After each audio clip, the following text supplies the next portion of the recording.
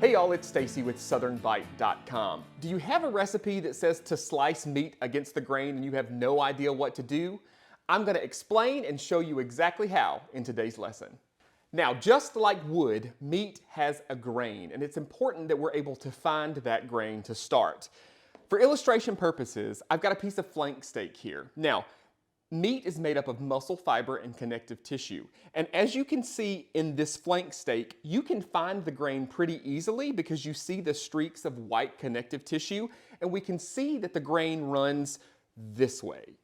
Now, sometimes it's easier to find the grain in the meat before it's cooked, other times it's afterwards.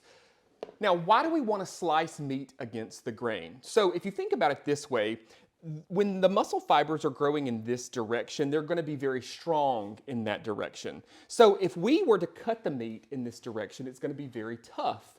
If we cut the meat across the grain and we break those long muscle fibers into smaller pieces, it's going to be a lot more tender and easier to chew. So that's why you have recipes that call for you to slice the meat against the grain. Now, I've got a piece of flank steak that I've already grilled here so that I can show you kind of what that looks like.